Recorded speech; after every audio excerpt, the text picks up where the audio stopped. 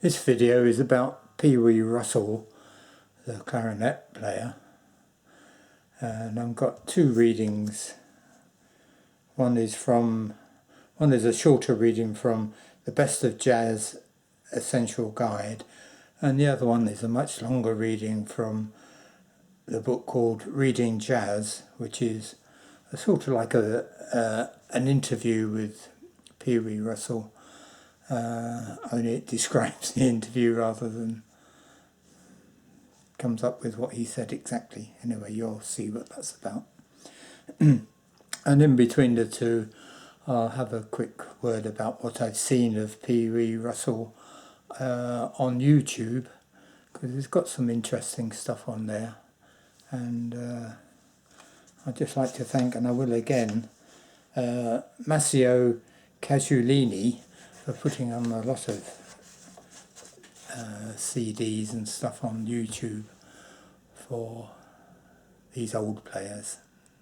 I don't know if he's related to the people who own the music. He seems to be much more organised than most people who put CDs up there. Anyway, I'll thank him again later on.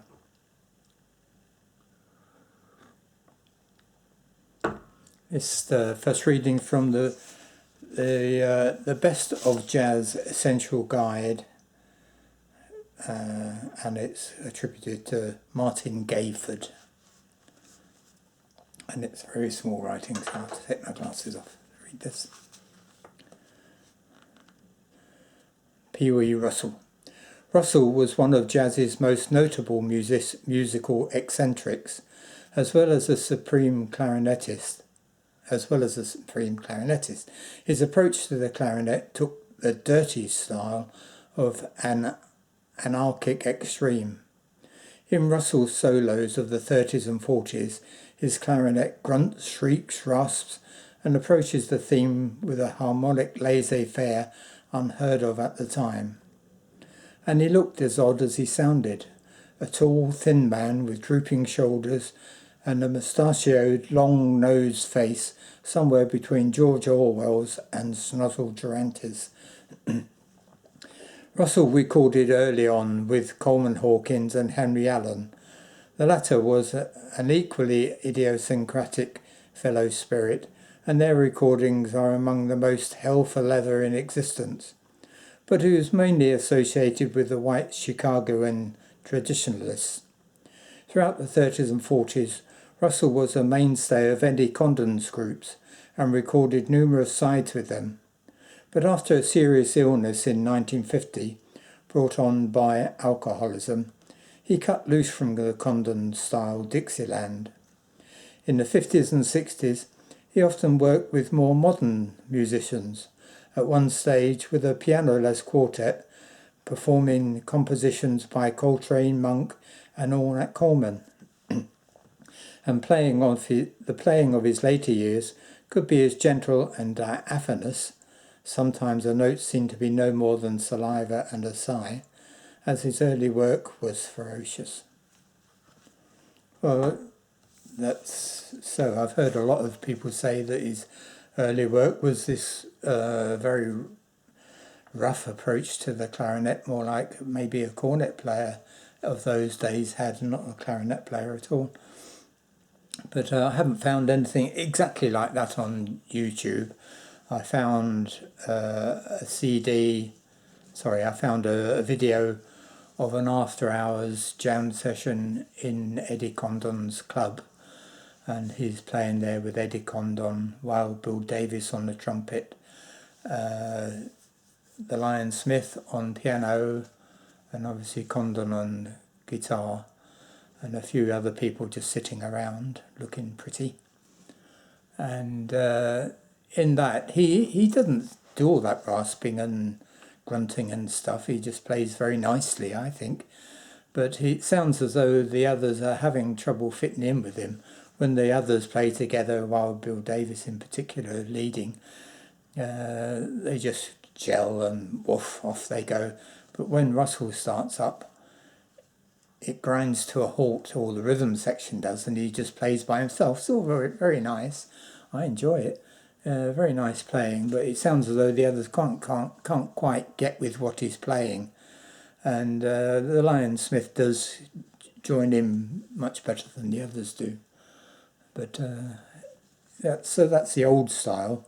And the new style I found on YouTube is a CD called Swinging with Pee Wee, and another one called New Groove.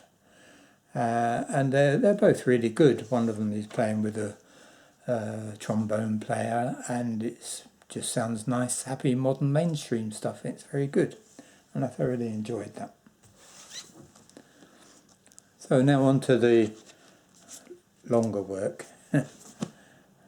I'll read out, because this is a book of an anthology of jazz from other people, I really need to attribute the particular writing to the original person. So this is written by a person called Whitney Balliet.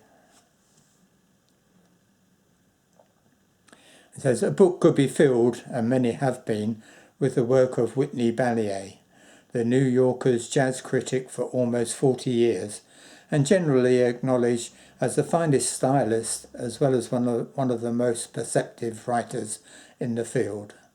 This 1962 profile of Pee Wee Russell is a perfect example of Balliet's art of compression, sympathy and accuracy. So it starts. The clarinetist Pee Wee Russell was born in St. Louis, Missouri in March 1906 and died shortly after his 63rd birthday in Arlington, Virginia. He was unique in his looks, in his inward straining shyness, in his furtive circumambulatory speech, and in his extraordinary style. His life was higgledy-piggledy. He once accidentally shot and killed a man when all he was trying to do was keep an eye on his friend's girl. He spent most of his career linked, in fact and fiction, to the wrong musicians. People laughed at him. I don't know why, it sounds very good to me. He looked like a clown, perfectly at ease in a clown's body. When hearing him, they should have wept. He drank so much for so long that he almost died, and when he miraculously recovered, he began drinking again. In the last 7 or 8 years of his life, he came into focus. His originality began to be appreciated, and he worked and recorded with the sort of musicians he should have been working and recording with all his life. He even took up painting, producing a series of seemingly abstract canvases that were actually accurate chartings of his inner workings. I don't know how he knows that anyway. But then, true to form, the bottom fell out. His wife Mary died unexpectedly, and he was soon dead himself. Mary had been his guardian, his ballast, his right hand, his helpmeet. She was funny, sharp, nervous woman, and she knew so she deserved better than Pee Wee. She had no illusions, but she was devoted to him. She laughed when she said this. Do you know Pee Wee? I mean, what do you think of him? Oh, not those funny sounds that come out of his clarinet. Do you know him? You think he's kind and sensitive and sweet? Well, he's intelligent, and he doesn't use dope, and he is sensitive. But Pee Wee can also be mean. In fact, Pee Wee is the most egocentric son of a bitch I know.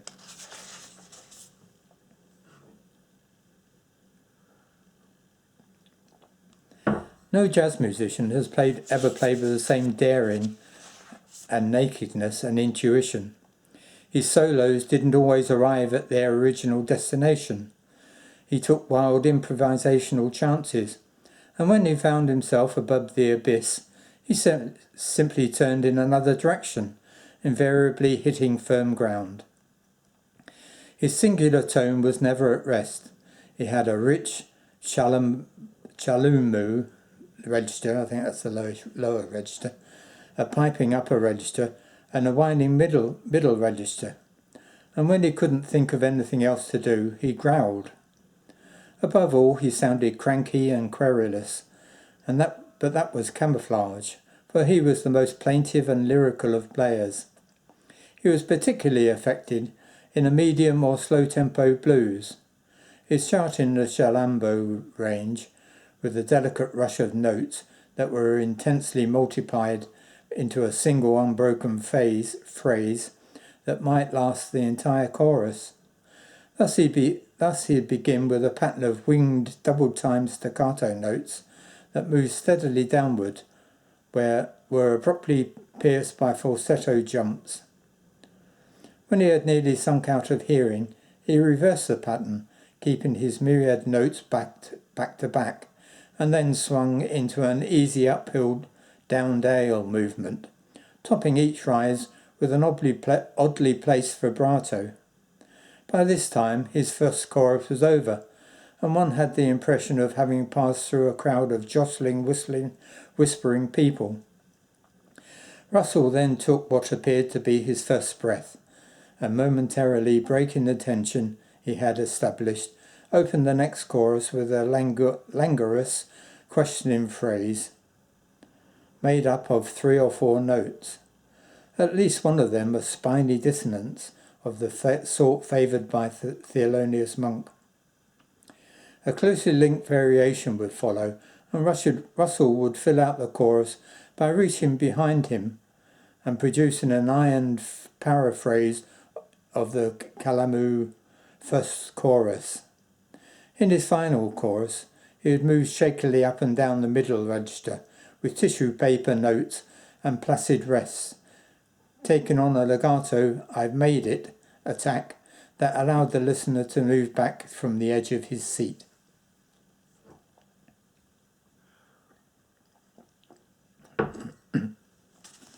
Here is Russell in his apartment. This is an interview with him, or a discussion with him, a talk with him. Here is Russell in his apartment on King Street in Greenwich Village in the early 60s, when he was on the verge of his greatest period. It wasn't a comeback he was about to begin, though, for he had never been where he was going. Russell lived then on the 3rd floor of a peeling brownstone. He was standing in his door, a pepper and salt schnauzer barking and dancing behind him. "Shut up, Winky, for God's sake," Russell said, and made a loose whirlpool gesture at the dog. A tall, closely packed, slightly bent man, Russell had a wiry, wandering face, dominated by a generous nose. The general arrangement of his eyes and eyebrows was mansard, and he had a brush moustache and a full chin. A heavy trellis of wrinkles held his features in place. His grey-black hair was combed absolutely flat. Russell smiled without showing any teeth, and went down a short, bright hall, through a Pullman kitchen, and into a dark living room, brownish in colour, with 2 day beds and 2 easy chairs, a bureau, a television, and several small tables. The corners of the room were stuffed with suitcases and fat manila envelopes. Under one table were 2 clarinet cases. The shades of the 3 windows were drawn, and only one lamp was lit. The room was suffocatingly hot. Russell, who was dressed in a tan, short-sleeved sports shirt, navy blue trousers, black socks, black square-toed shoes, and dark glasses, sat down in a huge red leather chair. "We've lived in this cave 6 years too long. Mary's no housekeeper, but she tries. Every time a new cleaning gadget comes out, she buys it and stuffs it in the closet with all the other ones. I bought an apartment 3 years ago in a development in 8th Avenue in the Chelsea district, and we're moving in. It has a balcony and a living room and a bedroom and a full kitchen. We'll have to get a cleaning woman in to keep it respectable," Russell laughed, a sighing sound that seemed to travel down his nose. "Mary got me up at 7 this morning before she went to work, but I haven't had any breakfast, which is my own fault. I've been on the road for 4 weeks. 2 at the Theatrical Cafe in Cleveland with George Wine, and 2 in Pittsburgh with Jimmy McPartland. I shouldn't have gone to Pittsburgh. I celebrated my birthday there, and I'm still paying for it, physically and mentally. And the music, I can't go near Muskrat Ramble anymore without freezing up. Last fall I did a television show with McPartland and Eddie Condon, and Bud Freeman and Gene Krupa and Joe Sullivan, all the Chicago boys. We made a record just before it. They sent me a copy the other day, and I listened halfway through and turned it off and gave it to the super. I think that's somebody who looks after the flats. Mary was here, and she said, "Pee-wee, you sounded like you did when I first knew you in 1942. I'd gone back 20 years in 3 hours. There's no room left in that music. It tells you how to solo. You're as good as the company you keep. You go with fast musicians, housebroken musicians, and you improve." I'm going to do a video on playing jazz in a week or two. So it might be worth listening to that on how to improve or just how to play jazz. Russell spoke in a low nasal voice. Sometimes he stuttered, and sometimes whole sentences came out in a sluice-like manner and trailed off into mumbles and down-the-nose laughs. His face was never still. When he was surprised, he opened his mouth slightly and popped his eyes, rolling them up to the right. When he was thoughtful, he glanced quickly about, tugged his nose and cocked his head. When he was amused, everything turned down instead of up.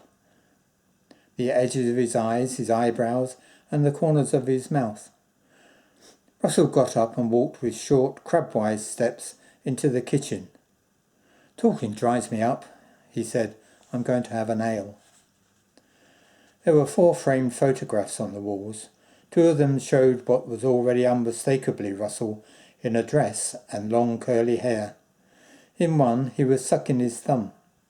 In the other, an arm was draped about a cocker spaniel. The third showed him at about 15 in military uniform, standing beneath a tree, and the fourth he was wearing a dinner jacket and a wing collar and holding an alto saxophone. Russell came back, a bottle of ale in one hand and a pink plastic cup in the other. "Isn't that something, a wing collar? I was 16 and my father bought me that saxophone for $375. Russell filled his cup and put the bottle on the floor. "My father was a steward at the Planters Hotel in St. Louis. When I was born, I was named after him, Charles Ellsworth. I was a late child and the only one. My mother was 40. She was a very intelligent person. She had been a newspaper woman in Chicago, and she used to read a lot. Being a late child, I was excess baggage. I was like a toy. My parents, who were pretty well off, would say, 'You want this or that? It's yours.' But I never really knew them. Not that they were cold, but they just didn't divulge anything. Someone discovered a few years ago that my father had a lot of brothers. I never knew any of them. When I was little, we moved to Muskogee, where my father and a friend hit a couple of gas wells. I took up piano and drums and violin, roughly in that order. One day, when I played in a school recital, I put my violin in the back seat of the car, and my mother got in and sat on it. That was the end of my violin career. Thank God that's over, I said to myself. I tried the clarinet when I was about 12 or 13. I studied with Charlie Merrill, who was in the pit band in the only theatre in Muskogee. Oklahoma was a dry state, and he sneaked corn liquor during the lessons. My first job was playing at a resort lake. I played for about 12 hours and made $3. Once in a while, my father would take me into the Elks Club, where I heard Yellow Nunez, the New Orleans clarinet player, not New York, New Orleans clarinet player.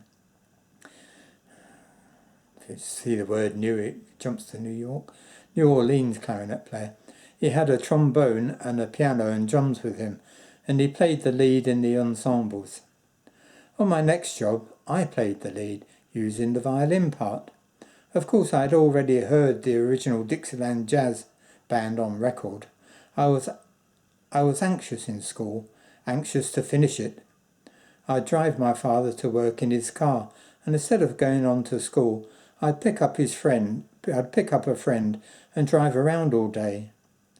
I wanted to study music at the University of Oklahoma, but my aunt, she was living with us, said I was bad and wicked and persuaded my parents to take me out of school and send me to the Western Military Academy in Altingdon, Illinois. My aunt is still alive. Mary keeps in touch with her, but I won't speak to her. I majored in wigwams at the military school, and I lasted just a year. Charlie Smith, the jazz historian, wrote the school not long ago, and they told him Thomas Hart Benton and I were the two most distinguished non-graduates. Russell laughed and poured out more ale.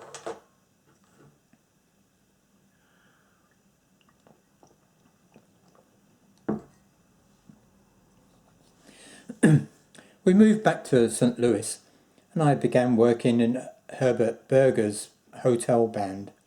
It was Berger who gave me my nickname. Then I went with a tent show to Moulton, Iowa. Berger had gone to Juarez, Mexico, and he sent me a telegram asking me to join him. That was around the same time my father gave me the saxophone.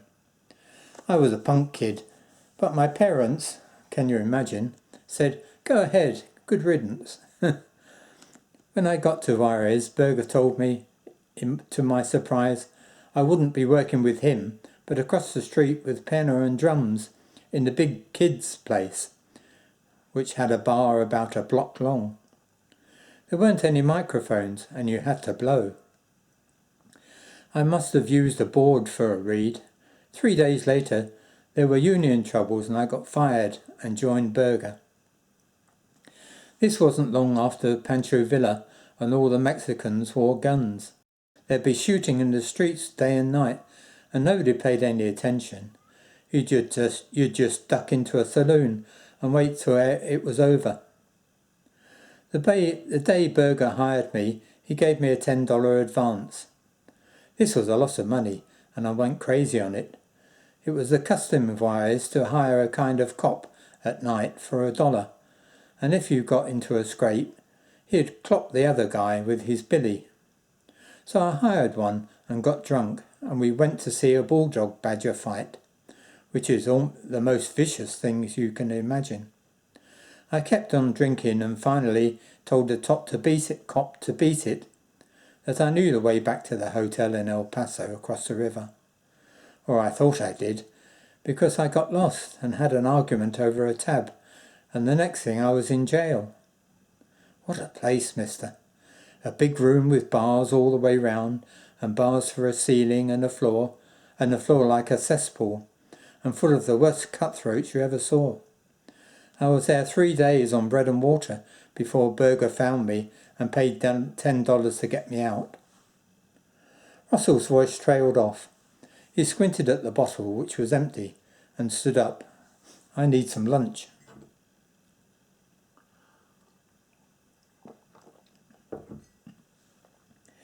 The light outside was blinding, and Russell headed west on King Street, turned up Varick Street and into West Houston. He pointed to a small restaurant with a pine-panelled front called The Lodge. Mary and I eat here sometimes evenings. The food's all right. He found a table in the back room, which was decorated with more panelling and a small pair of antlers. A waiter came up. "Where have you been, Pee-wee? You look 15 years younger." Russell mumbled a denial and something about his birthday and Pittsburgh, and ordered a scotch on the rocks and ravioli. He sipped his drink for a while in silence, studying the tablecloth. Then he looked up and said, "For 10 years I couldn't eat anything. All during the 40s. I'd be hungry and take a couple of bites of delicious steak, say, and have to put the fork down, finish. My food wouldn't go from my upper stomach to my lower stomach. I lived on brandy milkshakes and scrambled egg sandwiches and on whiskey. The doctor couldn't find a thing. No tumours, no ulcers. I got as thin as a lamppost and so weak I had to drink up half a pint of whiskey in the morning before I could get out of bed. It began to affect my mind, and sometimes in 1948 I met Mary and went to Chicago. Everything there is a blank, except what people have told me since. They say I did things that were unheard of. They were so wild. Early in 1950, I went to San Francisco. By this time, my stomach was bloated, and I was so feeble. I remember someone pushing me up Bush Street, and me stopping to put my arms round each telegraph pole to rest. I guess I was dying. Some friends finally got me into the Franklin Hospital, and they discovered I had pancreatitis and multiple cysts on my liver. The pancreatitis was why I couldn't eat for so many years. They operated and I was in hospital for 9 months. People gave benefits around the country to pay the bills. I was still crazy. I told them Mary was after me for my money. Hell, she was back in New York, minding her own business. When they sent me back here, they put me in St. Clair's Hospital under an assumed name, McGrath, I think it was, so Mary couldn't find me. After they let me out, I stayed with Eddie Condon. Mary heard where I was and came over, and we went out and sat in Washington Square Park. Then she took me home, after 3 years.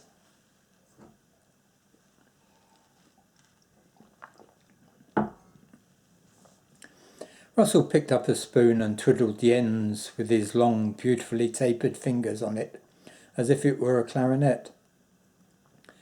You take each solo like it was the last one you were going to play in your life.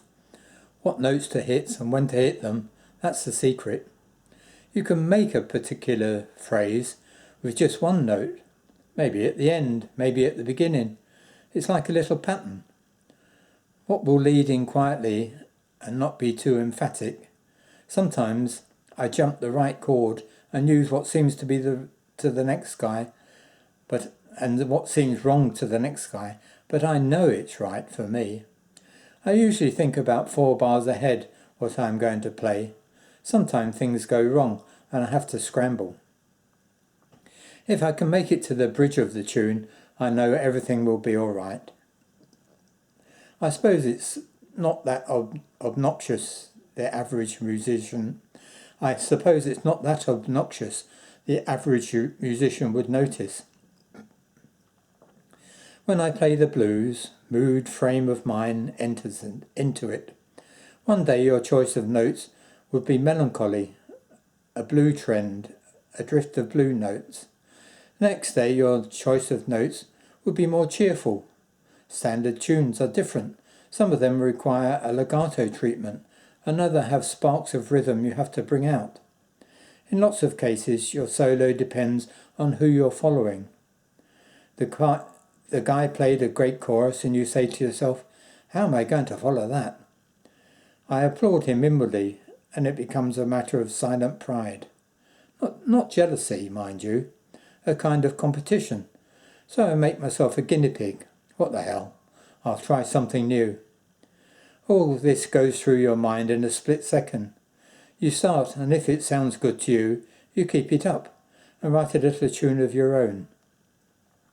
I get in bad habits, and I'm trying to break myself of a couple right now. A little triplet thing for one. Fast tempos are good to display your technique, but that's all.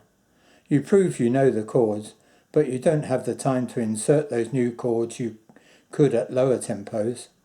Or if you do, they go unnoticed. I haven't been able to play the way I wanted to until recently. Coming out of that illness has given me courage, a little moral courage in my playing. When I was sick, I lived night by night. It was bang, straight ahead with the whiskey. As a result, my playing was a series of desperations. Now I have freedom. For the past 5 or so months, Marshall Brown, the trombonist, and I have been rehearsing a quartet in his studio, just Brown on the bass cornet, which is like a valve trombone. Me, a bass and drums. We get together a couple of days a week and we work. I didn't realise what we had until I listened to the tapes we made. We sound like 7 or 8 men. Something's always going. There's a lot of bottom in the group, and we can do anything we want.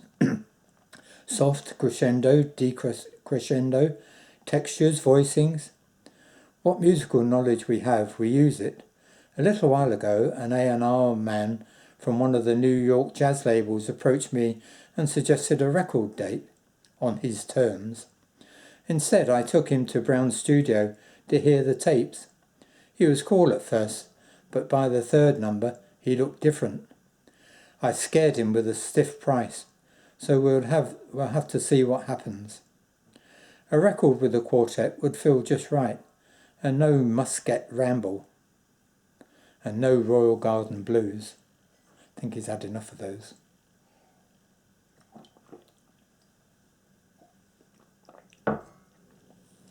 And those ones with the trombonist might be the ones I heard on YouTube. I didn't take too much notice of who the trombonist was. Should have done. Outside the lodge, the sunlight seemed to accelerate Russell.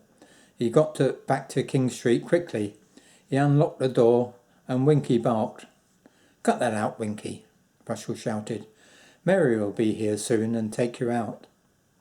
He removed his jacket, folded it carefully on one of the day beds and sat down in the red chair with a grunt. "I wish Mary was here. She knows more about me than I'll ever know." Well, after Juarez, I went with Berger to the coast and back to St. Louis, where I made my first record in 1923 or 1924, Fuzzy Wuzzy Bird by Herbert Berger and his Coronado Hotel Orchestra. The bad notes on the reed passages are me.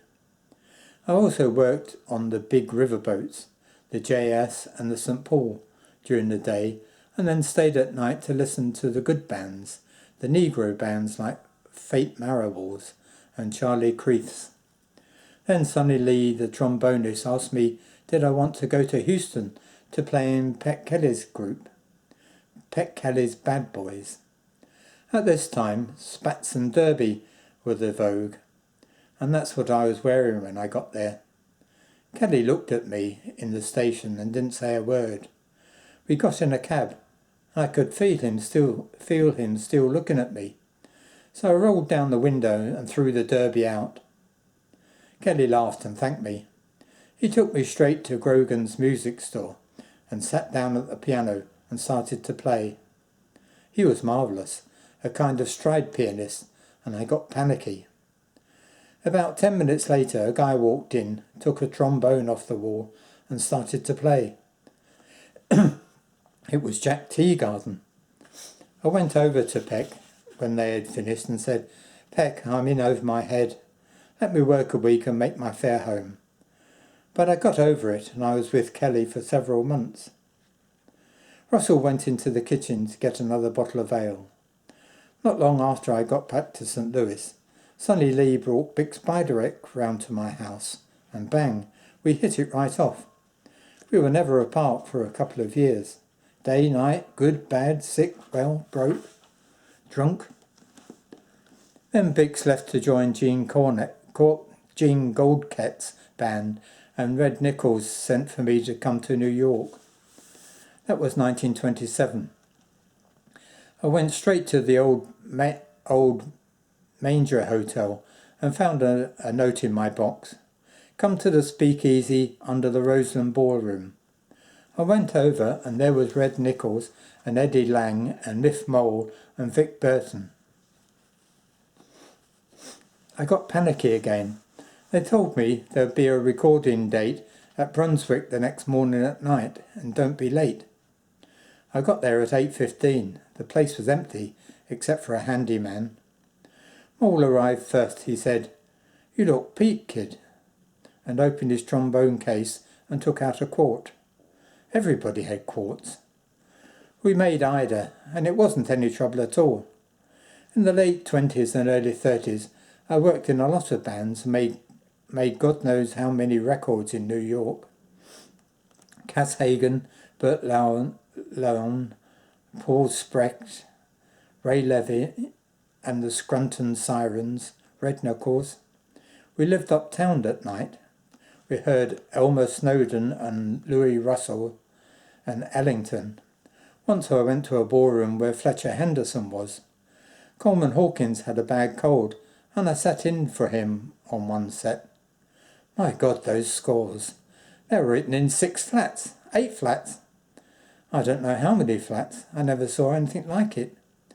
Buster Bailey was in the section next to me, and after a couple of numbers I told him, "Man, I was up here to have a good time, not to work. I've had enough. Where's Hawkins?" I joined Louis Prima around 1935. We were at the famous door on 52nd Street, and a couple of hoodlums loaded with knives cornered Prima and me and said they wanted protection money every week, 50 back from Prima and 25 from me. Well, I didn't want any of that. I played a couple of private parties with Lucky Lusano, so I caught him. He sent Pretty Amberg over in a big car with a bodyguard as a chauffeur. Prima sat in the bank with Amberg, and I sat in the front with the bodyguard. Nobody said much, just hello and goodbye, and for a week they drove Prima and me from our hotels to a midday radio broadcast, back to our hotels, picked us up for work at night, and took us home. We never saw the protection money boys again. Red Mackenzie, the singer, got me into Nick's in 1938, and I worked there and at Eddie Condon's place for most of the next 10 years. I have a sorrow about that time. Those guys made a joke of me, a clown, and I let myself be treated that way because I was afraid. I didn't know where else to go, where to take refuge. I'm not sure how all of us feel about each other now, though we're hello Pee-wee, hello Eddie, and all that. Since my sickness, Mary's given me confidence, and so has George Wayne. I've worked for him with a lot of fast musicians in Boston, in New York and Newport, on the road and in Europe last year. I'll head a kind of house band if he opens a club here, a quiet little group. But Nick's did one thing. That's where I first met Mary. At that moment a key turned in the lock, and Mary Russell walked quickly down the hall and into the living room. A trim, pretty, black-haired woman in her 40s. She was wearing a green silk dress and black harlequin glasses. "How's Winky been?" she asked Russell, plumping herself down and taking off her shoes. "She's the kind of dog that's always barking, except at burglars." "Pee-wee, you forgot to say, did you have a nice day at the office, dear? And where's my tea?" Russell got up and shuffled into the kitchen. "I work in statistics and advertising part of the Robert Hall clothes," she said. "I've got a quick mind for figures. I like the job and the place. It's full of respectable ladies. Pee-wee, did we get any mail?" "Next to you on the table, a letter," he said from the kitchen. "It's from my brother Al, she said. "I always look for a cheque in letters." "My God, there is a cheque. Now why do you suppose he did that?" "There's a P.S. Please excuse the pencil." I like that. It makes me feel good. "How much did he send you?" Russell asked, handing Mrs. Russell her tea. "You're not going to get a cent," she said. "You know what I found the other day, Pee-wee? Old letters written from you, love letters. Everyone says the same thing. I love you, I miss you. Just the dates are different. Mary Russell, who spoke in a quick, decisive way, laughed. Pee-wee and I had an awful wedding. It was at City Hall. Then Alvin, the drummer, stood up for us. He and Pee-wee wept. I didn't, but they did. After the ceremony, Danny tried to borrow money from me.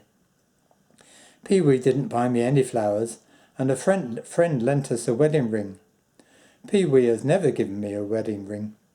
The one I'm wearing a nephew gave me a few years ago, just to make it proper, he said. That's not the way a woman wants to get married. Pee-wee, we ought to do it all over again. I have a rage in me to be proper. I don't play bridge and go to beauty parlours. I don't have women friends like other women.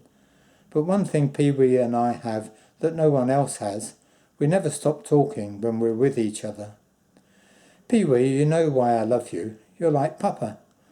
Every time Mama got up to tidy something, he'd say, Clara, sit down, and she would. That's what you do. I love my parents. They were Russian Jews from Odessa. Charlov was their name. I was born on the Lower East Side. I was a charity case, and the doctor gave me my name and signed the birth certificate. Dr. E. Condon. Isn't that weird? I was one of 9 kids, and 6 are left. I got 20 nephews and nieces. Mary Russell paused and sipped her tea. Pee-wee worshipped those inch brows. Lucky Lusano was his dream man. He was an acquaintance, Russell snorted. I'll never know you completely, Pee-wee, Mrs. Russell said.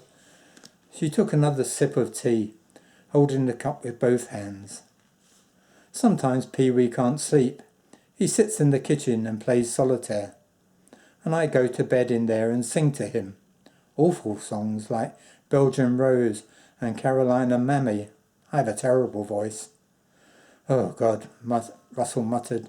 The worst thing is she knows all the lyrics. I not only sing, I write, she said, laughing. I wrote a 3-act play. My hero's name is Tiny Ballard, an Italian clarinet player. It has a wonderful dialogue. Mary's no saloon girl coming here where I work, he said. She outgrew that long ago. She reads about 10 books a week. You could have been a writer, Mary. I don't know why I wrote about a clarinet player. I hate the clarinet. Pee-wee's playing embarrasses me. But I like trombones. Miff Mole and Brad Goins, and I like Duke Ellington. Last New Year's Eve, Pee-wee and I were at a party, and the Duke kissed me at midnight. Where was I? He asked. You had a clarinet stuck in your mouth, she said. The story of your life, or part of your life. Once when Pee-wee had left me and was in Chicago, he came back to New York for a couple of days. He denies it. He doesn't remember it. He went to the nightclub where I was working as a hat check girl and asked to see me. I said no. The boss's wife went out and took one look at him and came back and said, at least go out and talk to him. He's pathetic. Even his feet look sad. Russell made an apologetic face. That was 12 years ago, Mary. I have no claim to being an angel. She sat up very straight. Pee-wee, this room is hot. Let's go out and have dinner on my brother Al. I'll put on a tie, he said. Pee-wee Russell.